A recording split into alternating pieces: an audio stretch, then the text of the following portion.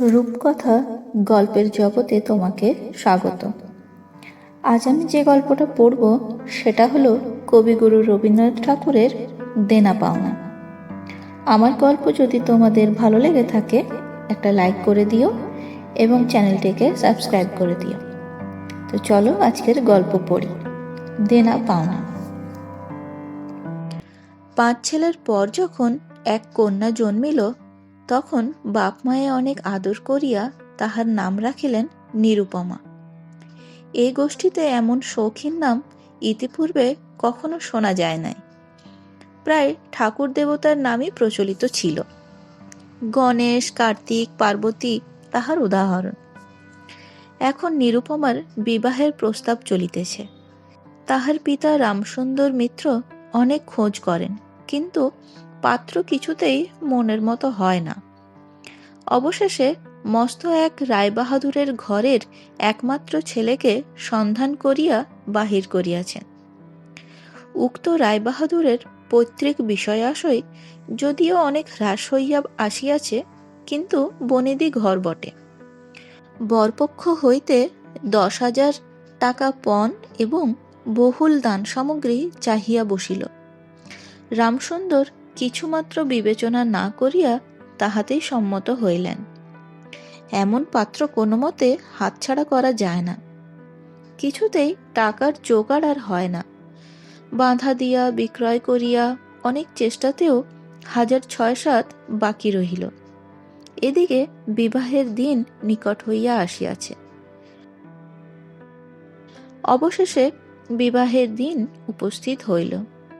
নিতান্ত অতিরিক্ত সুদে একজন বাকি টাকাটা ধার দিতে স্বীকার করিয়াছিল, কিন্তু সময়কালে সে উপস্থিত হইল না।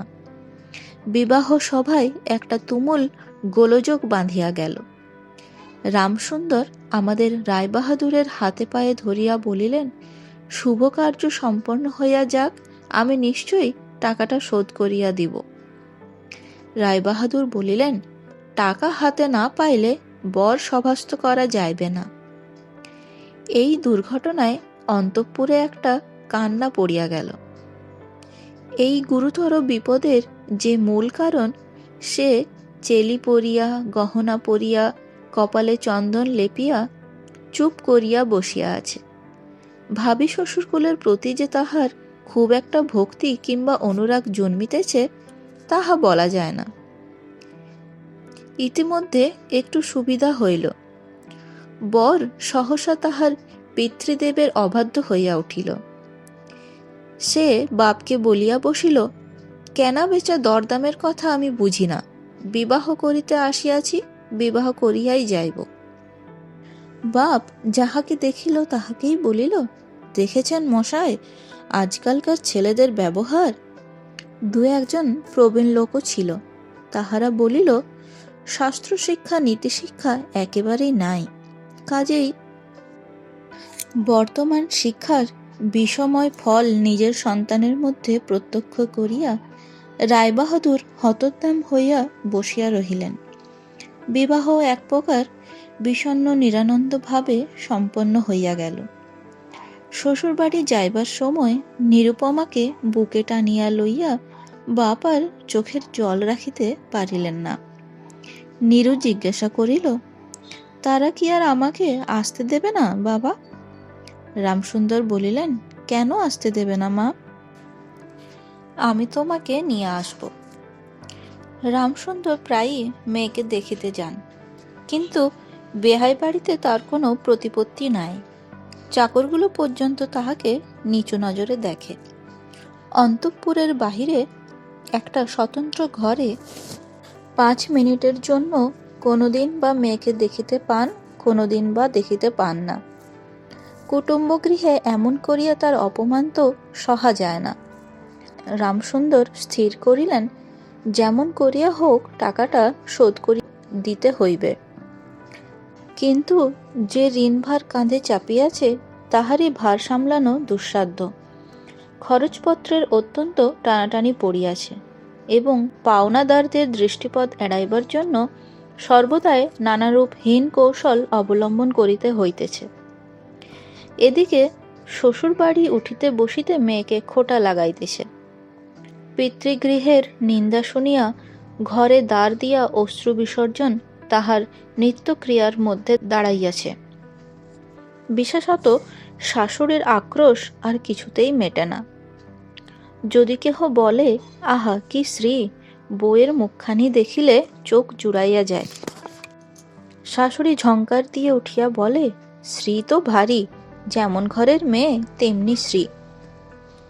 এমনকি বউয়ের খাওয়া পরারও যত্ন হয় না।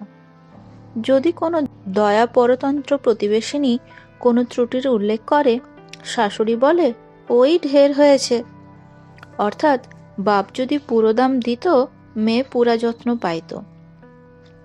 সকলেরই এমন ভাব দেখায় যেন বধূর এখানে কোনো অধিকারই নাই, ফাঁকি দিয়া প্রবেশ করিয়াছে। বোধহয় কন্যার এই সকল অনাদর এবং অপমানের কথা বাপের কানে গিয়া থাকিবে। তাই রামসুন্দর অবশেষে বসত বাড়ি বিক্রয়ের চেষ্টা করিতে লাগিলেন। কিন্তু ছেলেদের যে গৃহহীন করিতে বসিয়াছেন, সে কথা তাহাদের নিকট হইতে গোপন রাখিলেন। স্থির করিয়াছিলেন বাড়ি বিক্রয় করিয়া সেই বাড়ি ভাড়া লইয়া বাস করিবেন। এমন কৌশলে চলিবেন যে তাহার মৃত্যুর পূর্বে এ কথা ছেলেরা জানিতে পারিবে না।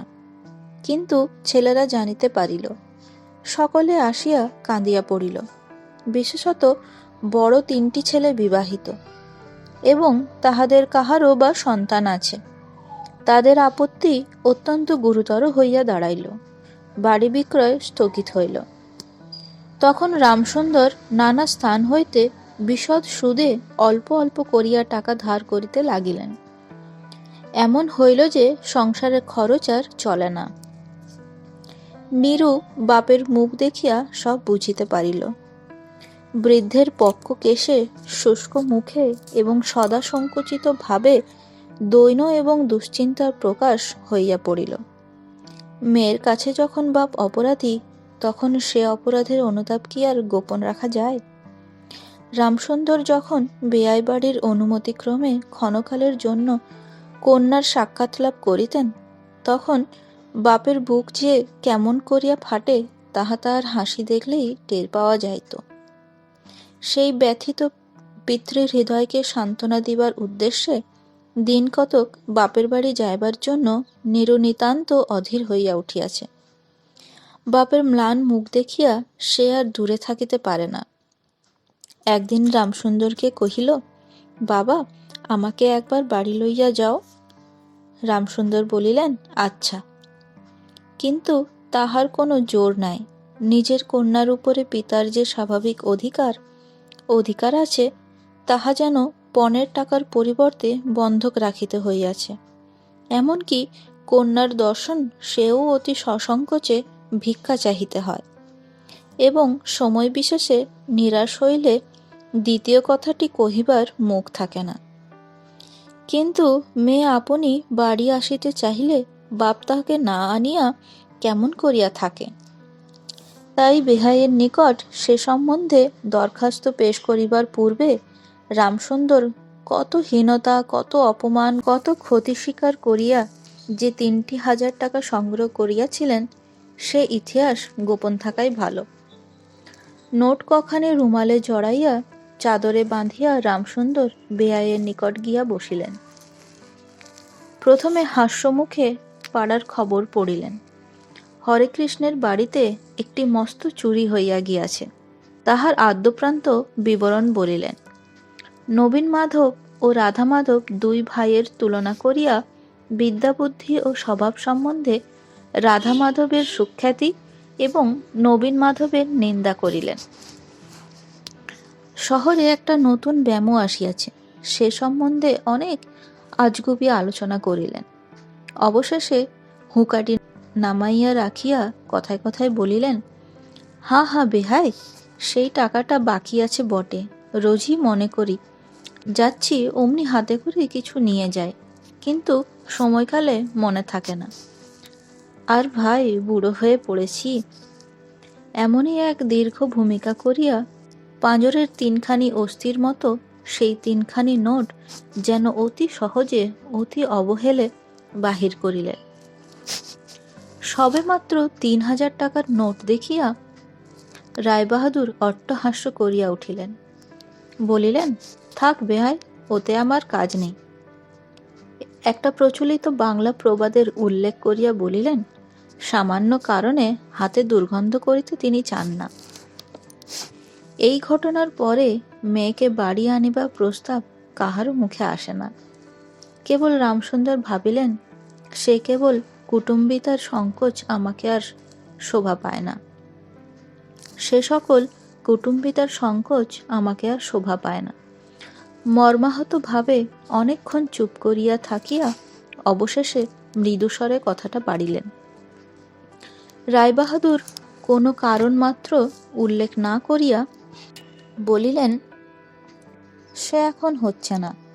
এই বলিয়া কর্মোপলক্ষে স্থানান্তরে চলিয়া গেলেন। রামসুন্দর মেয়ের কাছে মুখ না দেখাইয়া কম্পিত হস্তে কয়েকখানি নোট চাদরের প্রান্তে বাঁধিয়া বাড়ি ফিরিয়া গেলেন। মনে মনে প্রতিজ্ঞা করিলেন, যতদিন না সমস্ত টাকা শোধ করিয়া দিয়া অসংকোচে কন্যার উপরে দাবি করিতে পারবেন, ততদিন আর বেয়াই বাড়ি যাইবেন না। বহুদিন গেল, নিরুপমা লোকের ওপর লোক পাঠায়, কিন্তু বাপের দেখা পায় না। অবশেষে অভিমান করিয়া লোক পাঠানো বন্ধ করিল। তখন রামসুন্দরের মনে বড় আঘাত লাগিল, কিন্তু তবু গেলেন না। আশ্বিন মাস আসিল। রামসুন্দর বলিলেন, এবার পুজোর সময় মাকে ঘরে আনিবই, নইলে আমি। খুব একটা শক্ত রকম শপথ করিলেন। পঞ্চমী কি ষষ্ঠীর দিনে আবার চাদরের প্রান্তে গুটিকতেক নোট বাঁধিয়া রামসুন্দর যাত্রার উদ্যোগ করিলেন। 5 বৎসরের এক নাতি আসিয়া বলিল, দাদা, আমার জন্যে গাড়ি কিনতে যাচ্ছিস? বহুদিন হইতে তাহার ঠেলা গাড়িতে চড়িয়া হাওয়া খাইবার শখ হইয়াছে, কিন্তু কিছুতেই তাহা মিটাইবার উপায় হইতেছে না। 6 বৎসরের এক নাতনি আসিয়া সরদনে কহিল, পুজোর নিমন্ত্রণে যাইবার মতো তাহার একখানিও ভালো কাপড় নাই। রামসুন্দর তাহা জানিতেন এবং সে সম্বন্ধে তামাক খাইতে খাইতে বৃদ্ধ অনেক চিন্তা করিয়াছেন। রায়বাহাদুরের বাড়ি যখন পূজার নিমন্ত্রণ হইবে, তখন তাহার বধূগণকে অতি যৎসামান্য অলঙ্কারে অনুগ্রহ পাত্র দরিদ্রের মতো যাইতে হইবে। এ কথা স্মরণ করিয়া তিনি অনেক দীর্ঘ নিঃশ্বাস ফেলিয়াছেন, কিন্তু তাহাতে তাহার ললাটে বার্ধক্য রেখা গভীরতর অঙ্কিত হওয়া ছাড়া আর কোনো ফল হয় নাই। দৈনপীড়িত গৃহের ক্রন্দনধ্বনি কানে লইয়া বৃদ্ধ তাহার বেয়াই বাড়িতে প্রবেশ করিলেন। আজ তাহার সে সংকোচ ভাব নাই। দ্বাররক্ষী এবং ভৃতদের মুখের প্রতি সে চকিত সলজ্জ দৃষ্টিপাত দূর হইয়া গিয়াছে। যেন আপনার গৃহে প্রবেশ করিলেন। শুনিলেন রায়বাহাদুর ঘরে নাই, কিছুক্ষণ অপেক্ষা করিতে হইবে। মনের উচ্ছ্বাস সংবরণ করিতে না পারিয়া রামসুন্দর কন্যার সহিত সাক্ষাৎ করিলেন। আনন্দে 2 চোখ দিয়া জল পড়িতে লাগিল। বাপও কাঁদে, মেয়েও কাঁদে, 2 জনে কেহ আর কথা কহিতে পারে না। এমন করিয়া কিছুক্ষণ গেল। তারপরে রামসুন্দর কহিলেন, এবার তোকে নিয়ে যাচ্ছি মা, আর কোনো গোল নাই। এমন সময় রামসুন্দরের জ্যেষ্ঠ পুত্র হরমোহন তাহার 2টি ছোট ছেলে সঙ্গে লইয়া সহসা ঘরে প্রবেশ করিলেন। পিতাকে বলিলেন, বাবা, আমাদের তবে এবার পথে ভাসালে? রামসুন্দর সহসা অগ্নিমূর্তি হইয়া বলিলেন, তোদের জন্য কি আমি নরকগামী হব? আমাকে তোরা আমার সত্য পালন করতে দিবি নে? রামসুন্দর বাড়ি বিক্রয় করিয়া বসিয়া আছেন। ছেলেরা কিছুতে না জানিতে পায় তাহার অনেক ব্যবস্থা করিয়াছিলেন, কিন্তু তবু তাহারা জানিয়াছে দেখিয়া তাহাদের প্রতি হঠাৎ অত্যন্ত রুষ্ট ও বিরক্ত হইয়া উঠিলেন। তাহার নাতি তাহার দুই হাঁটু সবলে জড়াইয়া ধরিয়া মুখ তুলিয়া কহিল, দাদা, আমাকে গাড়ি কিনে দিলি নে?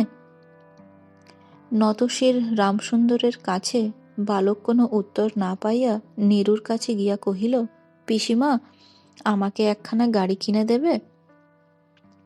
নিরুপমা সমস্ত ব্যাপার বুঝিতে পারিয়া কহিল, বাবা, তুমি যদি আর 1 পয়সা আমার শ্বশুরকে দাও তাহলে আর তোমার মেয়েকে দেখতে পাবে না, এই তোমার গা ছুঁয়ে বললুম। রামসুন্দর বলিলেন, ছি মা, অমন কথা বলতে নাই। আর এ টাকাটা যদি আমি না দিতে পারি তাহলে তোর বাপের অপমান, আর তোরও অপমান। নীরু কহিল, টাকা যদি দাও তবেই অপমান। তোমার মেয়ের কি কোনো মর্যাদা নেই? আমি কি কেবল একটা টাকার থলি? যতক্ষণ টাকা আছে ততক্ষণ আমার দাম। না বাবা, এ টাকা দিয়ে তুমি আমাকে অপমান করো না। তাছাড়া আমার স্বামী তো এ টাকা চান না। রামসুন্দর কহিলেন, তাহলে তোমাকে যেতে দেবে না মা? নিরুপমা কহিল, না দেয় তো কি করব বলো? তুমিও আর নিয়ে যেতে চেও না। রামসুন্দর কম্পিত হস্তে নোট বাঁধা চাদরটি গায়ে তুলিয়া আবার চোরের মতো সকলের দৃষ্টি এড়াইয়া বাড়ি ফিরিয়া গেলেন। কিন্তু রামসুন্দর এই যে টাকা আনিয়াছিলেন এবং কন্যার নিষেধে সে টাকা না দিয়াই চলিয়া গিয়েছেন, সে কথা গোপন রহিল না। কোনো স্বভাব কৌতূহলী দ্বারলগ্ন কর্ণ দাসী নীরুর শাশুড়িকে এই খবর দিল। শুনিয়া তাহার আর আক্রোশের সীমা রইল না। নিরুপমার পক্ষে তাহার শ্বশুরবাড়ি সরসজ্জা হইয়া উঠিল। এদিকে তাহার স্বামী বিবাহের অল্পদিন পরেই ডেপুটি ম্যাজিস্ট্রেট হইয়া দেশান্তরে চলিয়া গিয়াছে, এবং পাছে সংসর্গদোষে হীনতা শিক্ষা হয়, এই ওজরে সম্প্রতি বাপের বাড়ির আত্মীয়দের সহিত নীরুর সাক্ষাৎকার সম্পূর্ণ নিষেধ হইয়াছে। এই সময় নীরুর একটা গুরুতর পীড়া হইল, কিন্তু সেজন্য তাহার শাশুড়িকে সম্পূর্ণ দোষ দেওয়া যায় না। শরীরের প্রতি সে অত্যন্ত অবহেলা করিত। কার্তিক মাসের হিমের সময় সমস্ত রাত মাথার দরজা খোলা, শীতের সময় গায়ে কাপড় নেই, আহারের নিয়ম নাই। দাসীরা যখন মাঝে মাঝে খাবার আনিতে ভুলিয়া যাইত, তখন যে তাহাদের একবার মুখ খুলিয়া স্মরণ করিয়া দেওয়া, সেও সে করিত না। সে যে পরের ঘরের দাসদাসী এবং কর্তা গৃহিণীদের অনুগ্রহের উপর নির্ভর করিয়া বাস করিতেছে, এই সংসার তাহার মনে বদ্ধমূল হইতেছিল। কিন্তু এরূপ ভাবাটাও শাশুড়ির সহ্য হইত না।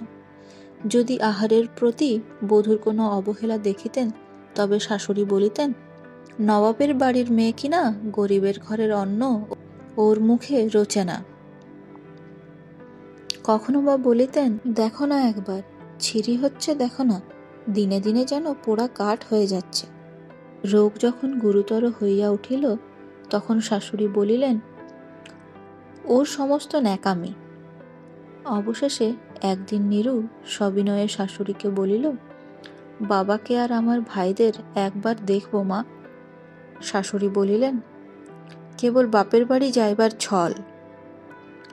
কেহ বলিলে বিশ্বাস করিবে না। যেদিন সন্ধ্যার সময় নীরুর শ্বাস উপস্থিত হইল, সেই দিন প্রথম ডাক্তার দেখিল, এবং সেই দিনই ডাক্তারের দেখা শেষ হইল। বাড়ির বড় বউ মরিয়াছে। খুব ধুম করিয়া অন্ত্যেষ্টিক্রিয়া সম্পন্ন হইল। প্রতিমা বিসর্জনের সমারোহ সম্বন্ধে জেলার মধ্যে রায়চৌধুরীদের যেমন লোকবিখ্যাত প্রতিপত্তি আছে, বড় বউয়ের সৎকার সম্বন্ধে রায়বাহাদুরদের তেমনি একটা খ্যাতি রটিয়া গেল। এমন চন্দন কাঠের চিতা এ মুলুকে কেউ কখনো দেখে নাই। এমন ঘটা করিয়া শ্রাদ্ধ কেবল রায়বাহাদুরদের বাড়িতেই সম্ভব, এবং শোনা যায় ইহাতে তাহাদের কিঞ্চিৎ ঋণও হইয়াছিল। রামসুন্দরকে সান্ত্বনা দিবার সময় তাহার মেয়ের যে কিরূপ মহাসমারোহে মৃত্যু হইয়াছে, সকলেই তাহার বহুল বর্ণনা করিল। এদিকে ডেপুটি ম্যাজিস্ট্রেটের চিঠি আসিল, আমি এখানে সমস্ত বন্দোবস্ত করিয়া লইয়াছি, অতএব অবিলম্বে আমার স্ত্রীকে এখানে পাঠাইবে। রায়বাহাদুরের মহিষী লিখিলেন, বাবা, তোমার জন্য আর একটি মেয়ের সম্বন্ধ করিয়াছি, অতএব অবিলম্বে ছুটি লইয়া এখানে আসিবে। এবারে 20,000 টাকার পণ এবং হাতে হাতে আদায়। নমস্কার।